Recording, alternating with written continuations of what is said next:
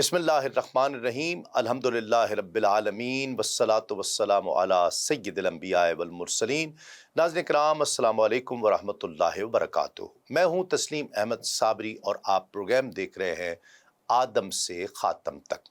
ناظرین کرام، اب تک کے تاریخ اسلام کے سفر میں ہم نے یہ دیکھا کہ کفر و طاغوت کے علم برداروں نے اسلام کے سیل رواں کی پیش قدمی روکنے کے لیے جتنے پختہ بند باندھے تھے، ایمان کی تند و تیز موجیں انہیں تنکوں کی طرح بہا کر لے گئیں۔ شرک و الحاد کے متوالوں نے جو ناقابل تسخیر مراکز بنا رکھے تھے، مصطفی درویشوں نے اپنے پاؤں کی ٹھوکر سے انہیں ریزہ ریزہ کر دیا تھا۔ عرب کے افق پر رشد و ہدایت کا جو آفتاب عالم تاب طلوع ہوا تھا، اس کی شوخ کرنوں نے ظلمتوں اور تاریکیوں کو نیست و نابود کر دیا تھا۔ وہ فضائیں جہاں کچھ عرصہ پہلے حبل زندہ باد کے نعرے گونجا کرتے تھے، اب وہاں ہر سو اللہ اکبر کے فلک شگاف نعرے فردوس گوش بننے لگے تھے۔ توحید کی سہانی چمک نے جزیرہ عرب کے بڑے حصے کو رشک کے طور بنا دیا تھا۔ ہادی برحق کے خون کے پیاسے اور ان کی گزرگاہوں میں کانٹے بچھانے والے اب ان کے قدموں میں دیدہ و دل فرش راہ کرنے لگے تھے۔ بے جان بتوں پجاریوں نے اپنے ہاتھوں سے انہیں ٹکڑے ٹکڑے کر دیا تھا۔ اب ان کے سر صرف خالق کائنات کے حضور میں ہی خم ہوتے تھے۔ ہم نے دیکھا کہ غزوہ خندق میں تمام مشرک قبائل کے نمائندہ لشکر جرار نے مرکز اسلام مدینہ منورہ پر چڑھائی کی، لیکن انہیں کامیابی نہ ملی۔ پھر انہیں دوبارہ کبھی جرأت نہیں ہوئی کہ وہ حملہ آور بن کر مدینہ طیبہ پر چڑھائی کرے۔ ہجرت کے بعد یہود اور منافقین نے اپنے دجل و فریب کے جال بچھا کر غریب الدیار اور مفلوک الحال مسلمانوں کو اپنا مطیع بنانے کے لیے لاکھوں جتن کیے۔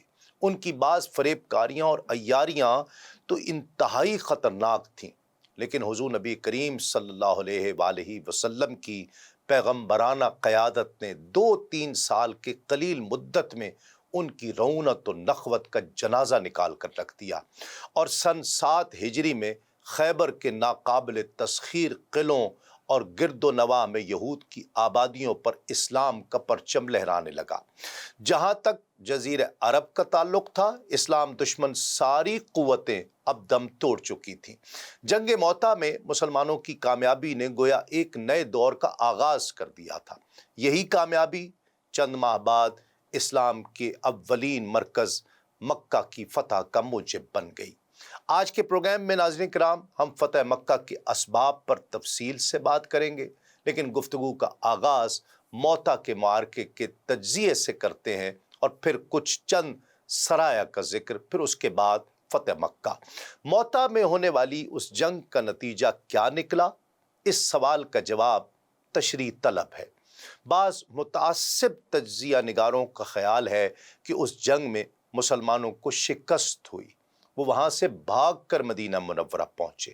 وہاں کے لوگوں کو ان کی آمد کا پتہ چلا تو انہیں بھاگ کر آنے والوں کے خلاف شدید رد عمل کا مظاہرہ کیا، ان پر مٹی پھینکنے لگے اور ان نعروں سے ان کا استقبال کیا کہ اے بھگوڑو، تم اللہ کی راہ میں جہاد کرنے سے بھاگ کر آ گئے ہو۔ خطا پوش اور غریب پرور رسول پاک صلی اللہ علیہ وآلہ وسلم نے یہ فرما کر نعرہ بازی کرنے والوں کو خاموش کرا دیا۔ فرمایا بھگوڑے نہیں ہیں، بلکہ یہ پلٹ پلٹ کر دشمن پر حملہ کرنے والے ہیں انشاءاللہ۔ ان روایات سے ناظرین کرام پتہ چلتا ہے کہ مسلمانوں کو شکست کا سامنا کرنا پڑا اور انہوں نے بھاگ کر جان بچائی، لیکن یہ خیال درست نہیں ہے، کیونکہ صحیح روایات اس کی تردید کرتی ہیں۔ مشہور سیرت نگار موسیٰ بن عقبہ رحمۃ اللہ علیہ نے اپنی کتاب المعاذری میں لکھا ہے کہ پھر مسلمانوں نے باہمی مشورے سے حضرت خالد بن ولید کو اپنا قائد بنایا۔ اللہ نے دشمن کو شکست فاش دی اور مسلمانوں کو غالب فرمایا۔ ایک دوسری روایت ہے جس کے راوی حضرت انس رضی اللہ تعالیٰ عنہ ہیں، وہ فرماتے ہیں کہ پھر اللہ کی تلواروں میں سے ایک تلوار نے اسلام کا جھنڈا تھام لیا اور اس کے ہاتھ پر اللہ نے لشکر اسلام کو فتح عطا فرمائی۔ مجاہدین اسلام نے دشمن لشکر کو شکست فاش دی اور مسلمانوں کو غلبہ اور کامیابی نصیب ہوئی۔ اس لیے ہم اسی بات کو ترجیح دیتے ہیں جس کی تائید ان صحیح روایات سے ہو رہی ہے۔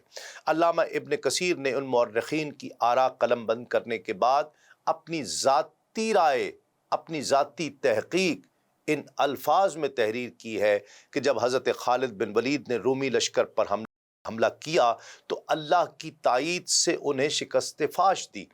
جن لوگوں کو اہل مدینہ نے بھگوڑا کہا تھا اور جن کے منہ پر مٹی پھینکی تھی، وہ سارا لشکر اسلام نہیں تھا، بلکہ وہ مٹھی بھر افراد تھے جنہوں نے حضرت عبداللہ بن رواحہ رضی اللہ تعالیٰ عنہ کی شہادت کے بعد اور حضرت خالد کے زمام قیادت سنبھالنے سے پہلے جب حالات کو از حد تشویشناک دیکھا تو وہ جان بچانے کے لیے وہاں سے بھاگ کھڑے ہوئے تھے۔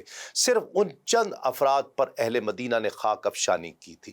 آپ ناظرین کرام خود انصاف فرمائیے کہ اسلام کے 3000 مجاہد 2 لاکھ سے زائد رومی لشکروں کے ساتھ جنگ آزما ہوئے تھے اور یہ جنگ 7 روز تک جاری رہی۔ اسی جنگ میں حضرت خالد بن ولید کے ہاتھ میں 9 تلواریں ٹوٹی تھیں، لیکن مسلمانوں کے صرف 12 مجاہد شہید ہوئے اور بقیہ مجاہدین بخیر و عافیت واپس مدینہ منورہ پہنچے۔ کیا اس سے بڑی کوئی فتح یابی ہو سکتی ہے؟ مسلمان اتنے بڑے لشکر سے جنگ آزما ہوئے تھے، چاہیے تو یہ تھا کہ مسلمان مجاہدین میں سے کوئی بھی بچ کر نہ آتا، لیکن صرف 12 مسلمانوں کا شہادت پانا اور بقیہ تمام لشکر کا بخیر و عافیت واپس آنا دراصل بے مثال فتح یابی تھی۔ غزوہ موطا کے باسعادت شہیدوں کے اسمائے گرامی یہ ہیں: حضرت زید بن حارثہ، حضرت جعفر بن ابی طالب، حضرت عبداللہ بن رواحہ، مسعود بن الاسود، وہب بن سعد، عباد بن قیس، حارث بن نعمان، سراقہ بن عمرو، ابو کلیب بن عمرو بن زید، جابر بن عمرو بن زید، یہ دونوں سگے بھائی تھے۔ پھر عمر اور عامر بن حارث، یہ دونوں بھی سگے بھائی تھے اور سعد بن حارث بن عباد کے فرزند تھے، رضوان اللہ تعالی علیہم اجمعین۔ ناظرین کرام، شہید اہل بیت حضرت جعفر طیار رضی اللہ تعالیٰ عنہ کی رفیقہ حیات حضرت اسماء بنت امیس فرماتی ہیں کہ جس روز موطا کے میدان جنگ میں حضرت جعفر اور ان کے ساتھیوں نے شہادت کا شرف حاصل کیا، اس روز رحمت عالم صلی اللہ علیہ وآلہ وسلم میرے یہاں تشریف لائے اور فرمایا جعفر کے بیٹوں کو میرے پاس لاؤ۔ میں انہیں لے کر خدمت اقدس میں حاضر ہوئی تو حضور نبی کریم صلی اللہ علیہ وآلہ وسلم نے انہیں پیار اور شفقت سے سینے کے ساتھ لگا لیا۔ حضور کی آنکھوں میں آنسوؤں کے قطرے لپکنے لگے، یہاں تک کہ ریش مبارک بھیگ گئی۔ میں نے عرض کی، یا رسول اللہ، میرے ماں باپ آپ پر قربان ہو جائیں، حضور کیوں رو رہے ہیں؟ کیا جعفر اور ان کے ساتھیوں کے بارے میں کوئی اطلاع آئی ہے؟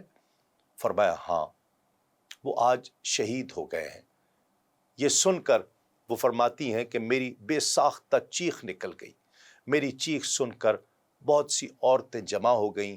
ہادی برحق نے اس وقت مجھے ارشاد فرمایا کہ اسماء، کوئی غلط بات زبان پر نہ لانا اور سوگ مناتے ہوئے اپنے رخساروں کو تماچے نہ مارنا۔ پھر سرور دو عالم صلی اللہ علیہ وآلہ وسلم نے حضرت جعفر طیار کے لیے اس طرح دعا فرمائی کہ اے اللہ، جعفر کو بہترین اجر عطا فرما، اور اے اللہ تو جعفر کی اولاد کے لیے اس کا بہترین قائم مقام بن، جس طرح اپنے بندوں میں سے اپنے کسی بندے کا ان کی اولاد کے لیے قائم مقام ہوتا ہے۔ اس کے بعد نبی کریم صلی اللہ علیہ وآلہ وسلم اپنے کاشان اقدس میں تشریف لے گئے اور اپنے اہل خانہ کو فرمایا کہ جعفر کے گھر والوں کے لیے کھانا تیار کرنے میں غفلت نہ کرنا، آج انہیں کھانا پکانے کا ہوش نہیں ہے، ایسا نہ ہو کہ سوگ مناتے ہوئے وہ بھوکے رہ جائیں۔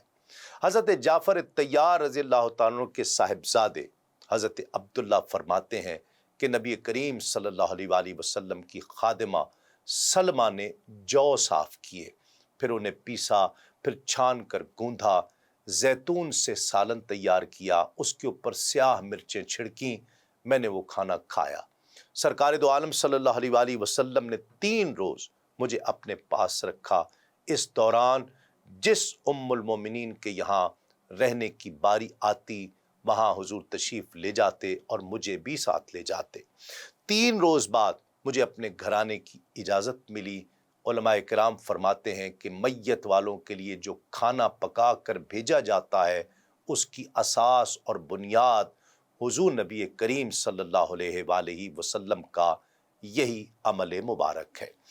नाज़रीन किराम, आगे बढ़ने से पहले ज़रा सहाबा किराम और सहाबियात का यकीन मुलाहिज़ा फरमाइए, ईमान देखिए कि न महाज जंग से कोई कासिद आया, न कोई मैयत आई, फिर भी रसूलुल्लाह सल्लल्लाहु अलैहि वसल्लम के फरमाने पर ही सब ने बिला चूनो चरा बड़े यकीन के साथ तमाम हालात मान लिए। अल्लाह अकबर, कैसा ईमान है!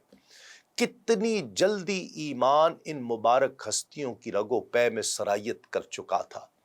इमाम अहमद बिन हम्बल ने सही सनद से ये रिवायत बयान की है कि 3 रोज़ तक हुजूर नबी करीम सल्लल्लाहु अलैहि वसल्लम उनके घर नहीं गए। उसके बाद उनके यहाँ दोबारा कदम रंजा फरमाया और उन्हें हुक्म दिया कि आज यानी तीसरे दिन सोएम के बाद तुम्हें मेरे भाई जाफ़र पर रोने की इजाज़त नहीं है। फिर उनके दोनों साहिबजादों मोहम्मद और अब्दुल्ला को बुलाया। वो हाजिर हुए तो उनके सरों के बाल मुंडवा दिए। फरमाया कि ए मोहम्मद, तू हमारे चचा अबू तालिब से मुशाबिहत रखता है और अब्दुल्ला सूरत व सीरत में मेरे साथ मुशाबिहत रखता है। फिर सारे ख़ानदान के लिए दुआ फरमाई। हज़रत अब्दुल्ला बिन जाफ़र फरमाते हैं कि आका अलैहिस्सलातु वस्सलाम ने मेरे लिए ये दुआ फरमाई कि इलाही, जो सौदा ये बच्चे करें उसमें बरकत अता फरमा। बताते हैं कि हुजूर नबी करीम सल्लल्लाहु अलैहि वसल्लम की इस दुआ की ऐसी बरकत हुई कि जब भी मैंने कोई चीज़ खरीदी या बेची, मुझे नफ़ा ही हुआ। नाज़रीन किराम, उसी वक्त उनकी वालिदा पहुंच गई और हुजूर नबी करीम सल्लल्लाहु अलैहि वसल्लम की खिदमत में अर्ज़ की कि अब ये बच्चे यतीम हो चुके हैं, और बड़े हुज़्न और मलाल का इजहार किया। सरकार दो आलम सल्लल्लाहु अलैहि वसल्लम ने फरमाया, अस्मा, तुम इसलिए खाइफ हो कि अब ये मुफलिसो मोहताज हो जाएंगे? मैं दुनिया में भी और आखिरत में भी इनका वली और सरपरस्त हूँ। एक रोज़ सरवर दो आलम सल्लल्लाहु अलैहि वसल्लम अपने सहाबा किराम के साथ तशरीफ़ फरमा थे। हुजूर ने सर अक़दस आसमान की तरफ उठाया और फरमाया, वालैकुमुस्सलाम व रहमतुल्लाह। हाज़रीन ने अर्ज़ की कि हुजूर ने किसको सलाम का जवाब दिया? फरमाया, अभी जाफ़र बिन अबी तालिब फरिश्तों की एक जमात के साथ मेरे पास से गुजरे और उन्होंने मुझे सलाम किया। उसके जवाब में मैंने भी उन्हें सलाम किया। तबरानी ने हज़रत इब्न अब्बास से रिवायत किया है कि रहमत आलम सल्लल्लाहु अलैहि वसल्लम ने एक रोज़ फरमाया कि मैं रात को जन्नत में गया, वहाँ मैंने जाफ़र बिन अबी तालिब को फरिश्तों की मायत में परवाज़ करते देखा। अल्लाह ने उनके कटे हुए 2 बाजुओं के बदले उन्हें 2 पर अता फरमा दिए हैं। और एक और रिवायत में है कि जाफ़र जिब्राईल और मीकाईल अलैहिस्सलाम के साथ उड़ रहे थे। नाज़रीन किराम, अब मौता के महाज से लश्कर इस्लाम की मदीना मुनव्वरा वापसी का जिक्र करते हैं। जैसा कि हमने जिक्र किया कि हज़रत खालिद बिन वलीद रज़ी अल्लाह ताला अन्हु अपनी खुदादाद जंगी सलाहियतों के बायस इस्लामी लश्कर को अपने से 66 गुना ज़्यादा बड़े लश्कर के हिसार से निकाल लाने में कामयाब रहे। दरअसल इतनी बड़ी फौज से बच जाना ही बड़ी कामयाबी थी, और वो भी सिर्फ 12 मुजाहिदीन की शहादत के साथ। खालिद बिन वलीद ने अपनी मुट्ठी भर फौज के साथ, लाखों की फौज के साथ ऐसी शदीद जंग लड़ी जिसने दुश्मन के छक्के छुड़ा दिए। उनके ताबड़तोड़ हमलों ने दुश्मन को इस कदर खौफ ज़दा कर दिया कि जब मुजाहिदीन मैदान जंग से वापस हुए तो इतनी अफरादी तो ताकत के बावजूद उन्हें ये जुर्रत ना हुई कि मुसलमानों का पीछा करें। تو مجاہدین اسلام بڑے اطمینان سے اپنے مرکز مدینہ طیبہ کی طرف روانہ ہوئے۔ جب اس لشکر کے قریب پہنچنے کی اطلاع مدینہ پہنچی تو ان مجاہدین کی پیشوائی کے لیے حضور نبی کریم صلی اللہ علیہ وآلہ وسلم اپنے صحابہ کے ہمراہ مدینہ طیبہ سے خود باہر تشریف لائے۔ مسلمان بچے بھی کثیر تعداد میں ساتھ ہو گئے۔ وہ گیت گا رہے تھے اور آگے آگے دوڑتے جا رہے تھے۔ رؤوف و رحیم نبی کریم صلی اللہ علیہ وآلہ وسلم کو بچوں کی یہ تکلیف گوارا نہ ہوئی۔ حکم دیا کہ ہر سوار اپنے ساتھ ایک بچہ بٹھا لے۔ اسلام کے بطل جلیل حضرت جعفر طیار کے فرزند حضرت عبداللہ کو حضور نے اپنی سواری پر آگے بٹھا لیا۔ جب وہ لشکر سامنے آیا تو لوگوں نے خصوصاً بچوں نے مٹھیاں بھر بھر کر ان پر مٹی پھینکنی شروع کر دی اور اس جگر گداز طعنے سے ان کا استقبال کیا کہ بھگوڑو، تم راہ خدا میں جہاد کرنے سے بھاگ آئے ہو، اس زندگی سے تو میدان جہاد میں کٹ مرنا تمہارے لیے باعث عزت اور سرفرازی تھا۔ رحمت عالم صلی اللہ علیہ وآلہ وسلم نے یہ جملے سنے تو فوراً ارشاد فرمایا کہ یہ بھاگنے والے نہیں ہیں بلکہ یہ بار بار حملہ کرنے والے ہیں انشاءاللہ تعالی۔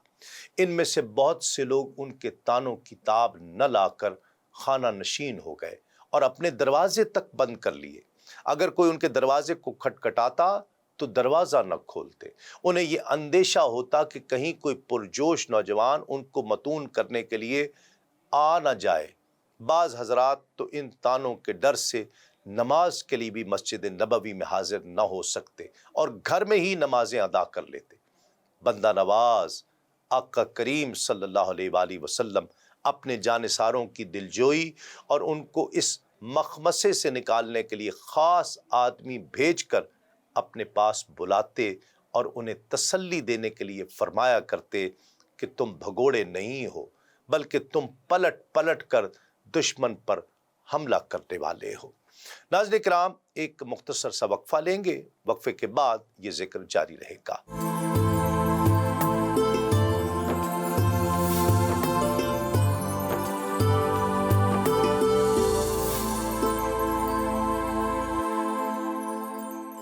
ناظرین کرام، خوش آمدید۔ آپ پروگرام دیکھ رہے ہیں آدم سے خاتم تک۔ جیسا کہ پہلے عرض کیا گیا کہ چند مجاہدین حضرت عبداللہ بن رواحہ رضی اللہ تعالیٰ عنہ کی شہادت کے بعد حالات کی سنگینی سے ہراساں ہو کر وہاں سے چلے آئے تھے، تو جب وہ واپس مدینہ پہنچے تو انہیں حوصلہ نہ ہوا کہ دن کی روشنی میں شہر میں داخل ہوں۔ جب رات کا اندھیرا چھا گیا تو چپکے سے اپنے گھروں میں داخل ہو گئے اور چھپ کر بیٹھ گئے۔ انہوں نے باہمی مشورہ کیا اور فیصلہ کیا کہ اپنے آپ کو اپنے ہادی و مرشد کی خدمت میں پیش کر دیں اور اپنی غلطی کے لیے معذرت طلب کر لیں، معافی طلب کر لیں۔ اگر حضور نبی کریم صلی اللہ علیہ وآلہ وسلم نے مناسب سمجھا تو ہمیں توبہ کی تلقین فرمائیں گے اور ہم توبہ کر لیں گے، ورنہ یہاں سے کسی اور قریے کو کوچ کر جائیں گے۔ طعنوں کے تیروں کی بارش برداشت کرنے کی ہم میں سکت نہیں ہے۔ تو یہ لوگ صبح کی نماز سے پہلے اندھیرے منہ در اقدس پر پہنچے۔ حضور نے پوچھا کہ آپ لوگ کون ہو؟ تو انہوں نے بسط ندامت عرض کی کہ ہم وہی بھگوڑے ہیں، در رحمت پر معذرت خواہی کے لیے حاضر ہوئے ہیں۔ اب وہ درگزر کے پیکر جمیل نے فرمایا، نہیں تم بھگوڑے نہیں ہو بلکہ تم دشمن پر پلٹ پلٹ کر حملہ کرنے والے ہو، اور میں بھی تم میں سے ہوں۔ یہ روح پرور ارشاد پاک سن کر ان کی پریشانیاں کافور ہو گئیں اور ان کے غم زدہ دلوں میں مسرت کی لہر دوڑ گئی۔ ناظرین کرام، اس ذرہ نوازی پر اظہار تشکر و فرحت کے لیے وہ آگے بڑھے اور اپنے رؤوف و رحیم نبی کریم صلی اللہ علیہ وآلہ وسلم کے دست مبارک کو فرط عقیدت سے چوم لیا۔ ناظرین کرام، 8ویں سنی ہجری میں ہی سریہ ابی عبیدہ بن جراح پیش آیا۔ اس کا پس منظر یوں ہے کہ جوہینہ کا قبیلہ بحر احمر کے ساحل پر آباد تھا۔ حضور نبی کریم صلی اللہ علیہ وآلہ وسلم کو یہ اطلاع ملی کہ اس قبیلے کی ایک شاخ آمادہ شر و فساد ہے۔ تو نبی کریم صلی اللہ علیہ وسلم نے حضرت ابو عبیدہ بن جراح کو تقریباً 313 مجاہدین کا امیر بنا کر ان کی سرکوبی کے لیے روانہ فرمایا۔ ان مجاہدین میں حضرت عمر خطاب رضی اللہ تعالیٰ عنہ بھی شریک تھے۔ سرکار دو عالم صلی اللہ علیہ وسلم نے مجاہدین کی خوراک کے لیے کھجوروں کا بھرا ہوا ایک تھیلا مرحمت فرمایا، کیونکہ اس سے زیادہ سامان رسد دینے کے لیے گنجائش ہی نہیں تھی۔ اس باب میں حضرت جابر بن عبداللہ رضی اللہ تعالیٰ فرماتے ہیں کہ حضور نبی کریم صلی اللہ علیہ وسلم نے ساحل سمندر کی طرف ایک دستہ بھیجا جس کی تعداد 300 تھی۔ اس کا امیر حضرت ابو عبیدہ کو مقرر فرمایا تو ہم روانہ ہوئے۔ ہم ابھی راستے میں ہی تھے کہ کھجوروں کا وہ تھیلا جو حضور نے مجاہدین کی خوراک کے لیے مرحمت فرمایا تھا وہ ختم ہو گیا۔ حضرت ابو عبیدہ نے تمام مجاہدین کو حکم دیا کہ جس کے پاس کھانے کی کوئی چیز ہو وہ یہاں لے آئے، تو سب نے جو کچھ کسی کے پاس تھا لا کر وہاں پیش کر دیا۔ ان کھجوروں سے وہ برتن بھر گیا جو کھجوریں ذخیرہ کرنے کے لیے ہمارے ساتھ تھا۔ حضرت ابو عبیدہ ہر روز ہر مجاہد کو کھجوروں کی ایک مٹھی بھر کر دیا کرتے، اس پر ہمیں 8 پہر گزارنے پڑتے۔ چند روز کے بعد جب یہ کھجوریں بھی ختم ہونے کے قریب پہنچ گئیں تو آپ نے کھجوروں کی ایک مٹھی دینے کے بجائے مجاہدین کو اب کھجور کا ایک ایک دانہ عطا کرنا شروع کر دیا۔ وہب بن کیسان کہتے ہیں کہ میں نے حضرت جابر سے پوچھا کہ ایک کھجور سے تمہارا کیسے گزارا ہوتا تھا؟ تم اس ایک دانے کو کیا کرتے تھے؟ حضرت جابر نے کہا کہ ہم اسے چوستے رہتے، جیسے ایک شیرخوار بچہ ماں کا دودھ پیتا ہے۔ وہ دانہ کھجور کا جب ختم ہو جاتا تو ہم اس کے بعد پانی پی لیا کرتے۔ اس طرح ہمارے 8 پہر گزر جاتے، اور ہمیں اس ایک کھجور کی اہمیت کا اندازہ اس وقت ہوا کہ جب کھجوریں بالکل ختم ہو گئیں اور ہمیں ایک دانہ بھی نہ ملا۔ جب کھجوریں بالکل ختم ہو گئیں تو پھر اپنی کمانوں سے درختوں کے پتے جھاڑ کر جمع کرتے، پھر انہیں پانی میں بھگو دیتے۔ جب نرم ہو جاتے تو پھر ہم انہیں کھایا کرتے۔ ان پتوں کو پیہم کھانے سے ہمارے ہونٹ تک زخمی ہو گئے اور سوج کر اونٹ کے ہونٹوں کے برابر ہو گئے۔ ہمیں 3 ماہ تک وہاں رکنا پڑا اور یہی بھیگے ہوئے پتے ہماری خوراک تھی۔ ان مجاہدین میں بنو خزرج کے رئیس حضرت سعد بن عبادہ رضی اللہ تعالیٰ عنہ کے فرزند قیس بھی شامل تھے۔ ان سے اپنے ساتھیوں کی یہ خستہ حالی دیکھی نہ گئی۔ انہیں آواز بلند اعلان کیا کہ کوئی شخص مجھ سے اونٹوں کے بدلے کھجوریں خریدنے کے لیے تیار ہے، وہ اب اونٹ مجھے دے دے اور میں اسے یہ کھجوریں مدینہ طیبہ واپس جا کر دے دوں گا۔ جوہینہ قبیلے کا ایک آدمی قیس کو مل گیا۔ آپ نے اسے کہا کہ میرے ہاتھ اونٹ فروخت کر دو، میں اونٹ کی قیمت مدینہ طیبہ کی کھجوروں کی شکل میں ادا کروں گا۔ اس شخص نے کہا کہ میں آپ کو نہیں جانتا، ذرا اپنا تعارف کرائیں۔ قیس نے کہا کہ میں قیس بن سعد بن عبادہ ہوں۔ اس شخص نے کہا کہ مجھے اب مزید تفصیل کی ضرورت نہیں ہے، میرے لیے یثرب کے سردار سعد کا نام ہی کافی ہے۔ قیس نے اس سے 5 اونٹ خریدے اور فی اونٹ 1 وسق کھجور اس کی قیمت طے ہوئی۔ وسق ناظرین کرام ایک پیمانہ ہے جو 60 سا کے برابر ہوتا ہے۔ اور اس اعرابی نے کہا کہ میں فلاں قسم کی کھجوریں لوں گا۔ قیس نے کہا کہ میں تجھے اسی قسم کی کھجوریں دوں گا۔ چند مہاجر اور انصار اس سودے کے گواہ مقرر کیے گئے۔ حضرت عمر فاروق رضی اللہ تعالیٰ نے گواہ بننے سے صاف انکار کر دیا۔ آپ نے فرمایا یہ قرضہ لے رہا ہے، حالانکہ اس کے پاس کچھ بھی نہیں، سارا مال تو اس کے باپ کا ہے، اس لیے میں اس سودے کا گواہ نہیں بنتا۔ جوہنی نے کہا کہ قیس کا باپ اپنے اس خوبرو اور نیک خصال بچے کے اس وعدے کو جھوٹا تو نہیں ہونے دے گا۔ قیس نے 5 اونٹ لے لیے اور ہر روز 1 اونٹ ذبح کر کے مجاہد بھائیوں کو کھلاتے رہے۔ 3 دن تک یہ سلسلہ جاری رہا۔ چوتھے روز امیر لشکر نے قیس کو اونٹ ذبح کرنے سے روک دیا۔ کہا قیس تیرے پاس مال تو ہے نہیں، کیا تم یہ پسند کرتے ہو کہ تم اپنا معاہدہ توڑنے پر مجبور ہو جاؤ اور معاہدہ شکن کہلاؤ؟ قیس نے جواب دیا کہ آپ میرے باپ کو جانتے ہیں، وہ لوگوں کے قرضے ادا کرتا ہے، وہ دوسروں کا بوجھ خوشی سے اپنے سر اٹھا لیتا ہے اور زمانہ قحط میں بھی लोगों को खाना खिलाता है, क्या वो मेरे ज़िम्मे जो खजूरें हैं वो उन्हें अदा करने में बुखल से काम लेगा? हालांकि ये बोझ मैंने महज अपने मुजाहिद भाइयों को फाका कशी से नजात दिलाने के लिए उठाया है। कैस के इस जवाब से हज़रत अबू उबैदा तो नरम पड़ गए, लेकिन हज़रत उमर फारूक रज़ी अल्लाह तआला ने कहा कि वो कैस को सख्ती से मना करे। उन 5 ऊँटों से 3 ऊँट ज़िबा कर दिए गए, बाकी 2 ऊँट बचे। वापसी पर वो मुजाहिदीन की सवारी के काम आए। मुजाहिद बारी बारी उन पर सवार होते रहे। हज़रत साद बिन इबादा को जब मुजाहिदीन की फाका कशी के बारे में इल्म हुआ तो उन्होंने अपने बेटे से पूछा कि इस फाका कशी की हालत में तुमने क्या किया? तो कैस ने बताया कि मैंने 1 ऊँट ज़िबा किया और अपने साथियों को खिलाया। पूछा फिर? कहा दूसरे दिन भी ऊँट ज़िबा करके मुजाहिदीन की खिदमत में पेश किया।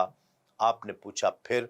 कहा तीसरे दिन भी ऊँट ज़िबा किया। कहा फिर? कहा फिर मुझे ऐसा करने से मना कर दिया गया। तो आपने पूछा कि किसने मना किया?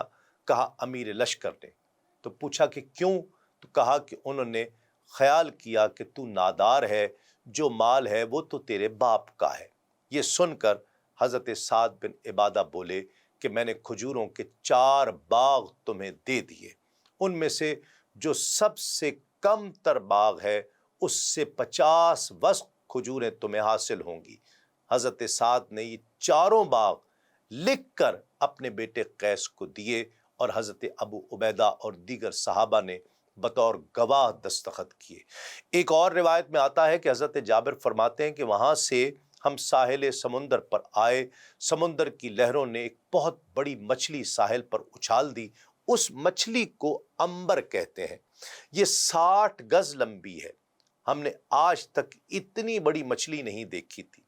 दूर से ये बड़े टीले की मानंद नजर आती थी। हम उसे उठाकर ले आए और जितना अरसा यानी 15 या 18 रोज या पूरा महीना हम वहां रहे, उस मछली का गोश्त भून कर खाया करते। हमारी तादाद 300 थी। उसका गोश्त खाने से हमारी सेहत पर बड़ा अच्छा असर पड़ा। हमारे चेहरे सुर्ख और बदन फरबा हो गए। हम उसका तेल अपने बालों को लगाया करते थे और जिस्म पर मालिश भी किया करते थे। हज़रत अबू उबैदा ने उस मछली की एक पसली खड़ी करने का हुक्म दिया। फिर अपने लश्कर में जो सबसे दराज कामत था उसे बुलाया और सबसे कदावर ऊँट मंगवा लिया। उस पर उस मुजाहिद को सवार किया और वो उस पसली के नीचे से गुजरा। उसका सर उस पसली के साथ नहीं टकराया। हमने उसके गोश्त के टुकड़े बतौर ज़ादे राह अपने साथ रख लिए। अबू हमजा खुलाई कहते हैं कि हर मुजाहिद ने अपनी ख्वाहिश के मुताबिक गोश्त रखा और चिरागों में उसकी चर्बी डाल ली और हमराह लेकर आ गए। नाज़रीन किराम, हज़रत जाबिर रज़ी अल्लाह तआला से मरवी है, आप फरमाते हैं कि जब हम मदीना तैयबा पहुँचे और बारगाह रिसालत में हाजिर हुए तो हमने उस मछली का जिक्र किया तो हुजूर ने फरमाया कि ये रिज़्क था जो अल्लाह ने समुंदर से निकाल कर तुम्हें अता किया। फिर पूछा उसका कुछ गोश्त तुम्हारे पास है? तो हमने पेश खिदमत किया। हुजूर ने तनावुल फरमाया। रहमत आलम सल्लल्लाहु अलैहि वसल्लम को जब कैस के ईसार व सखावत का वाक़या अर्ज़ किया गया तो फरमाया सखावत तो इस ख़ानदान के अफराद की फितरत है। नाज़रीन किराम, अब फ़तह मक्का के मुबारक ज़िक्र का आगाज़ करते हैं। बिलाशुबा फ़तह मक्का का दिन तारीख़ इंसानियत का मुबारक तरीन दिन है। इसी रोज़ ज़लालत में सदियों से भटकने वाले कारवान इंसानियत को सिरात मुस्तकीम तक रसाई हासिल हुई। इसी रोज़ अल्लाह रब्बुल इज़्ज़त और उसके बंदों के दरमियान अवामों, खराफात, तासुब, हट धर्मी, जहालत व बर्बरियत, नफ्स परस्ती और अंधी तकलीद के जितने हिजाबात थे सब तार तार कर दिए गए। इंसान को खुद शनासी और खुदा शनासी की नेमत उज़्मा और सआदत कुबरा से बहरावर कर दिया गया। इरशाद रब्बानी है, आऊज़ु बिल्लाहि मिनश शैतानिर रजीम वक़ुल जाअल हक़्क़ु व ज़हक़ल बातिल इन्नल बातिल कान ज़हूक़ा। और फरमाओ कि हक़ आया और बातिल मिट गया, बेशक बातिल को मिटना ही था। فرمان الہی کی صداقتوں کا لوگوں نے اپنی ظاہری آنکھوں سے مشاہدہ کر لیا۔ جہاں تک غزوہ فتح مکہ کے اسباب کا تعلق ہے تو اس کی تفصیل کچھ یوں ہے کہ گزشتہ سال حدیبیہ کے مقام پر فریقین کے درمیان جو صلح نامہ طے پایا تھا اس میں دیگر شرائط کے علاوہ دو شرطیں یہ بھی تھیں کہ فریقین 10 سال تک ایک دوسرے کے ساتھ جنگ نہیں کریں گے، اور دوسری یہ کہ عرب کے دیگر قبائل کو اجازت دے دی گئی کہ جو قبیلہ جس فریق کے ساتھ دوستی کا معاہدہ کرنا چاہے وہ کر سکتا ہے، اس پر کوئی پابندی نہیں ہوگی۔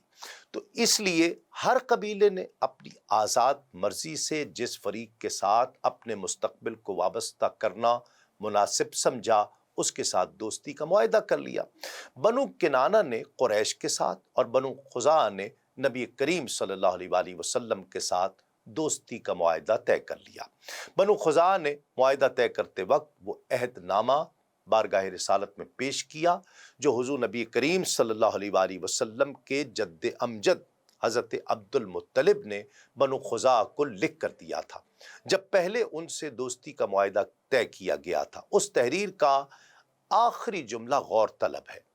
حضرت عبد المطلب نے آخر میں لکھا تھا کہ ہمارے درمیان اور تمہارے یعنی بنو خزاعہ کے درمیان ایسا عہد و پیمان ہے جس کا اللہ ضامن ہے، جسے کبھی فراموش نہیں کیا جائے گا۔ ہم اس وقت تک متحد رہیں گے اور ایک دوسرے کی مدد کرتے رہیں گے جب تک سبیر کے پہاڑ پر سورج چمکتا رہے گا، کوہ ہرا اپنی جگہ پر قائم رہے، اور جب تک سمندر کا پانی اون کو بھگوتا رہے، یعنی قیامت کے برپا ہونے تک۔ حضرت عبد المطلب کی یہ تحریر حضرت ابی بن کعب نے بارگاہ رسالت میں پڑھ کر سنائی۔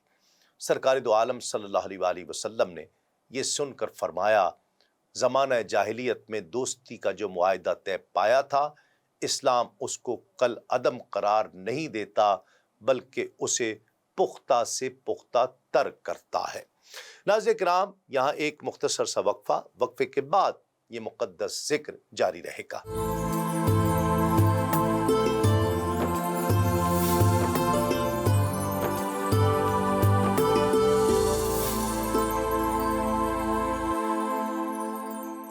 ناظرین کرام، خوش آمدید۔ آپ پروگرام دیکھ رہے ہیں آدم سے خاتم تک۔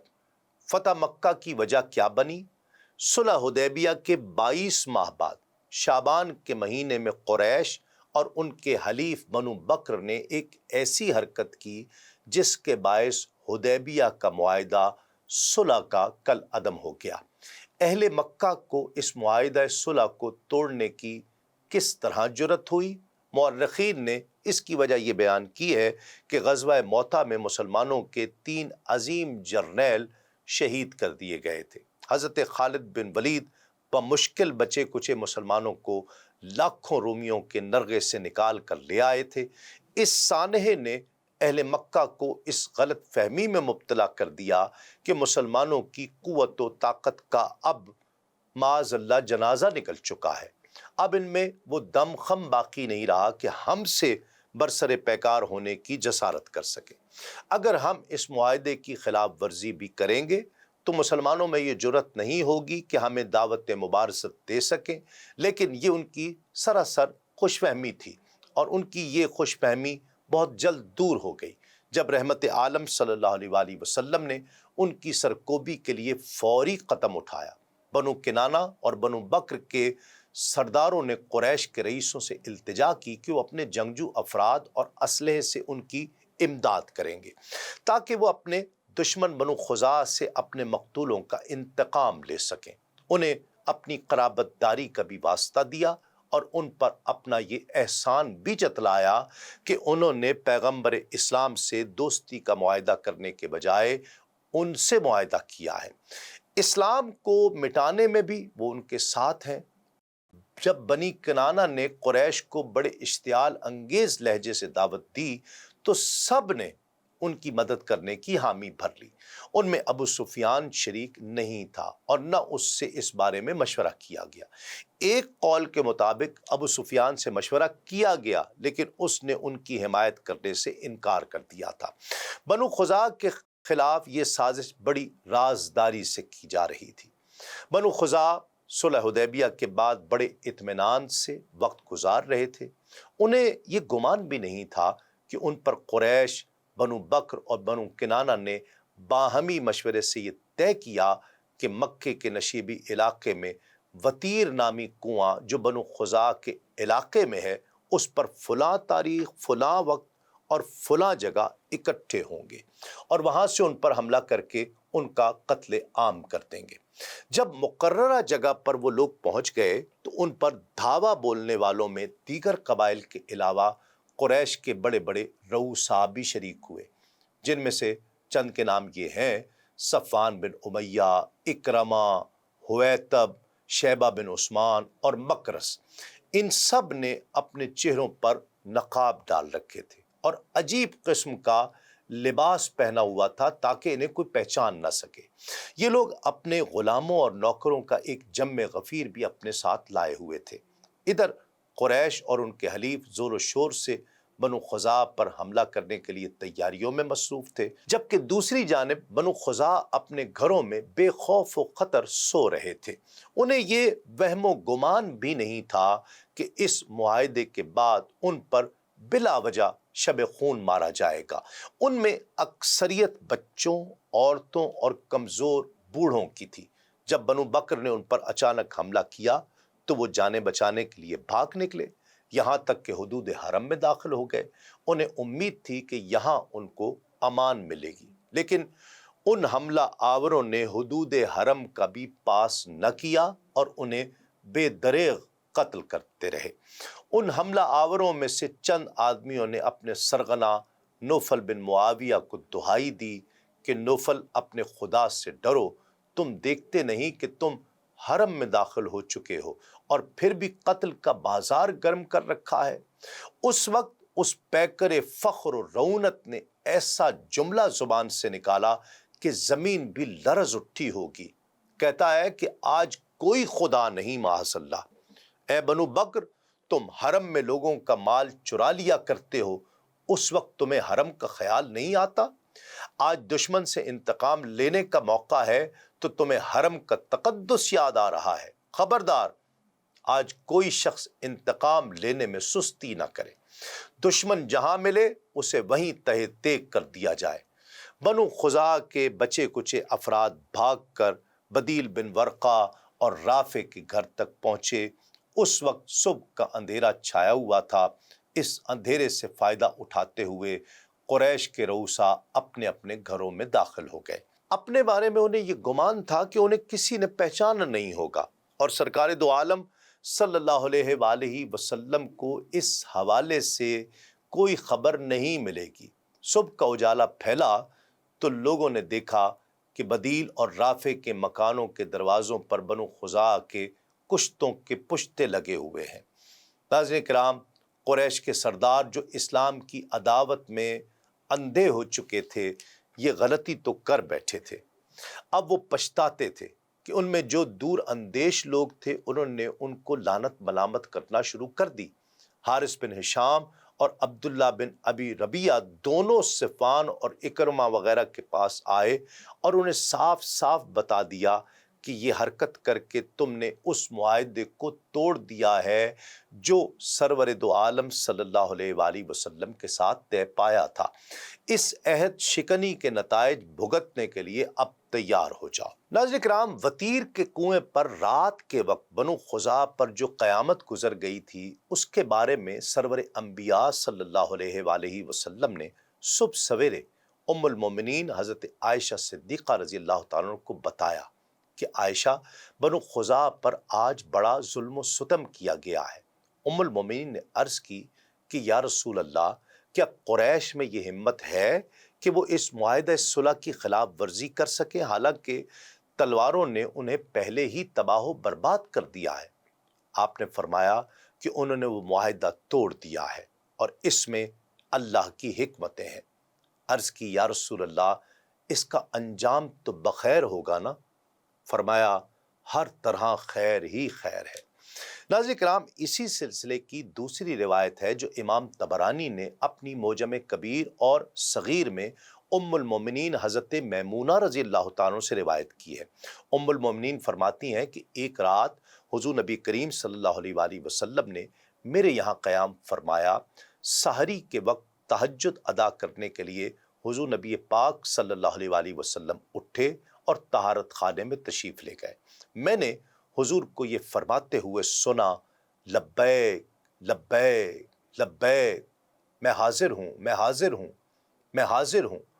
پھر فرمایا نصرت نصرت نصرت، تمہاری مدد کی گئی تمہاری مدد کی گئی تمہاری مدد کی گئی۔ حضور نبی کریم صلی اللہ علیہ وآلہ وسلم وضو خانے سے باہر تشریف لے آئے تو میں نے عرض کیا کہ یا رسول اللہ، میں نے حضور کو 3 مرتبہ یہ لبیک اور نصرت کہتے ہوئے سنا ہے، کیا اندر کوئی آدمی تھا جس سے آپ ہم کلام تھے؟ حضور نے فرمایا یہ بنی کعب کا رجز خاں تھا جو مجھ سے فریاد کر رہا تھا کہ قریش نے بکر بن وائل کی مدد کی ہے اور ہم پر حملہ کر دیا ہے۔ ام المومنین فرماتی ہیں کہ ہم 3 دن تک کسی واقعے کی اطلاع ملنے کا انتظار کرتے رہے۔ 3 دن بعد جب سرکار دو عالم صلی اللہ علیہ وآلہ وسلم صبح کی نماز سے فارغ ہو کر مسجد میں ہی تشریف فرما تھے تو میں نے راجس کو فریاد کرتے ہوئے سنا، تو مجھے حضور نبی کریم صلی اللہ علیہ وآلہ وسلم کی اس دن جواب دینے کی تصدیق ہو گئی۔ بنو خزاع کے قتل عام کے بعد سالم خزاعی اپنے قبیلے کے 40 افراد کی معیت میں مدینہ طیبہ کی طرف عازم سفر ہوا تاکہ اس حادثہ فاجعہ کے بارے میں بارگاہ رسالت میں آپ صلی اللہ علیہ وآلہ وسلم میں رویداد پیش کر دے۔ قریش نے اس المیہ میں جو کردار ادا کیا ہے اس سے آگاہ کرے۔ جب فریادیوں کا یہ وفد مدینہ طیبہ پہنچا تو اس وقت سرکار دو عالم صلی اللہ علیہ وآلہ وسلم مسجد میں ہی تشریف فرما تھے اور عقیدت مندوں کا ایک جمع غفیر اپنے آقا کریم کے ارد گرد حلقہ بگوش تھا۔ عمر بن سالم جو اس وفد میں تھا اٹھا اور بارگاہ رسالت میں اس المناک حادثے کی جملہ تفصیلات عرض کرنے لگا۔ قریش کے جن رؤساء نے اس حملے میں شرکت کی تھی ان کے ناموں سے بھی حضور کو آگاہ کیا گیا۔ جب یہ لوگ اپنی داستان ظلم عرض کرنے سے فارغ ہوئے تو عمر بن سالم نے اٹھ کر یہ اشعار پیش کیے جن میں انہوں نے اپنی قوم کی بربادی اور مظلومیت کی داستان بڑے پرسوز انداز میں بیان کی۔ اس نے کہا کہ اے میرے پروردگار، محمد صلی اللہ علیہ وآلہ وسلم کو دوستی کا وہ معاہدہ یاد دلانے والا ہوں جو ہمارے باپوں اور ان کے باپ کے درمیان قدیم زمانے میں طے پایا تھا۔ اس وقت تم ہماری اولاد اور ہم تمہارے باپ تھے، وہاں ہم نے صلح کی، پھر اس صلح سے ہاتھ نہیں کھینچا۔ ناظرین کرام، اس نے حضور نبی کریم صلی اللہ علیہ وآلہ وسلم کو اپنا فرزند اس لیے کہا کہ حضور کے 2 دادوں کا نکاح بنو خزاع کی 2 خواتین سے ہوا تھا۔ ان کے شکم سے جو اولاد ہوئی، بنو خزاع ان کے باپ تھے اور ان خواتین کے بچے ان کے فرزند ہوئے۔ قصی کی والدہ اور عبد مناف کی زوجہ دونوں بنو خزاع قبیلے کی خواتین تھیں۔ پھر اس نے مزید اشعار کہے کہ قریش نے آپ کے ساتھ جو وعدہ کیا تھا اس کی خلاف ورزی کی اور وہ پختہ عہد جو انہوں نے آپ سے کیا تھا اسے توڑ دیا۔ انہوں نے گمان کیا کہ میں اپنی مدد کے لیے کسی کو نہیں پکاروں گا۔ وہ ذلیل تھے اور تعداد کے لحاظ سے بہت کم تھے۔ وطیر نامی کنویں کے قریب جب ہم اپنے گھروں میں سو رہے تھے انہوں نے ہم پر شب خون مارا اور ہمیں اس حال میں قتل کیا جب ہم رکوع و سجود کی حالت میں تھے۔ وہ قدا کی گھاٹی میں چھپ کر میری گھات لگائے بیٹھے تھے۔ یا رسول اللہ، ہماری ایسی مدد فرمائیے جو بہت قوت والی ہو۔ آپ اللہ کے بندوں کو بلائیے جو مدد کے لیے آ جائیں، ان میں اللہ کے رسول بھی ہوں جو جنگ کے لیے پوری طرح تیار ہوں۔ جب ان کی توہین کی جاتی ہے تو ان کا چہرہ فرط غضب سے سرخ ہو جاتا ہے۔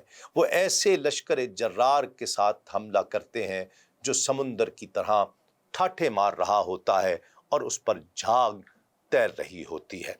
جب عمر ان اثر انگیز اشعار میں اپنی مظلومیت کی داستان سنا کر فارغ ہوا تو رحمت عالم صلی اللہ علیہ وآلہ وسلم نے فرمایا کہ اے سالم کے بیٹے عمر، ذرا غم نہ کرو، ضرور تیری مدد کی جائے گی۔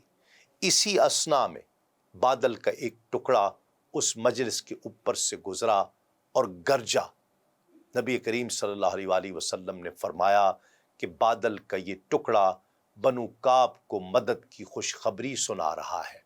امام عبد الرزاق حضرت ابن عباس رضی اللہ تعالی عنہما سے روایت کرتے ہیں کہ حضور نبی کریم صلی اللہ علیہ وآلہ وسلم نے جب بنو کعب پر توڑے جانے والے ظلم و ستم کی داستان سنی تو مظلوموں کی داد رسی کرنے والے نبی پاک صلی اللہ علیہ وآلہ وسلم نے فرمایا، اس ذات کی قسم جس کے دست قدرت میں میری جان ہے، میں ان کا ہر دشمن سے دفاع کروں گا جس دشمن سے میں اپنی ذات، اپنی آل اور اپنے اہل خانہ کا دفاع کرتا ہوں۔